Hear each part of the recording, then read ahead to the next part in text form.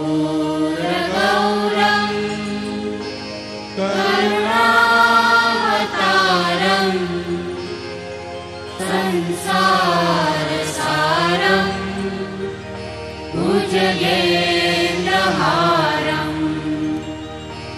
सदा वसन्तं हृदयारविन्दे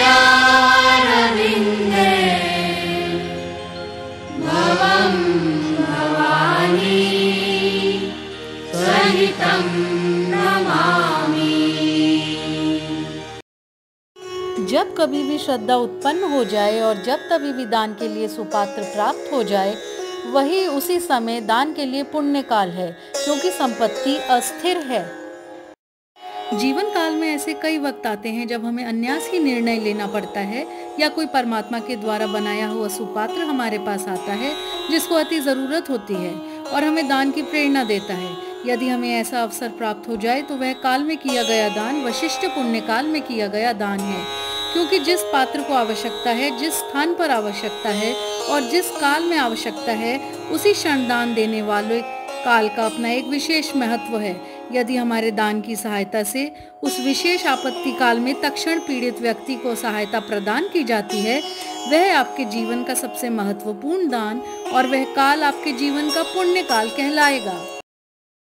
महाराज युधिष्ठिर के समय की एक घटना है कि किसी ब्राह्मण देवता के पिता का देहांत होने पर उनके मन में यह भाव आया कि मैं अपने पिता का दाह संस्कार चंदन की चिता पर करूं, पर उनके पास चंदन की लकड़ी का सर्वथा अभाव था। वे राजा युधिष्ठिर के पास गए और अपने पिताजी के दाह संस्कार के निमित्त चंदन की लकड़ी की याचना की। महाराज युधिष्ठिर के पास चंदन की लकड़ी की कोई कमी नहीं थी तथा ऐसे समय में वह ब्राह्मण को देना भी चाहते थे, परंतु उस समय लगातार वर्षा होने के कारण संपूर्ण लकड़ी गीली हो गई थी। गीली लकड़ी से दाह संस्कार नहीं हो सकता था, अतः उन्हें वहां से निराश होना पड़ा। फिर वे राजा कर्ण के पास दाह संस्कार के लिए चंदन की लकड़ी के लिए पहुंचे। राजा कर्ण के सामने भी ठीक वही स्थिति थी, परंतु राजा कर्ण ने निर्णय लिया कि उनका राज्य सिंहासन चंदन की लकड़ी से बना हुआ है जो एकदम सूखा है।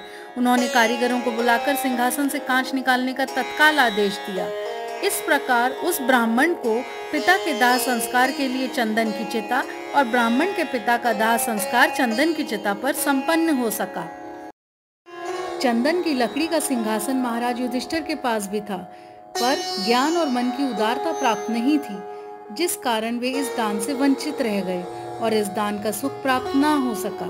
इसीलिए कर्ण को दानवीर की उपाधि भी प्राप्त हुई।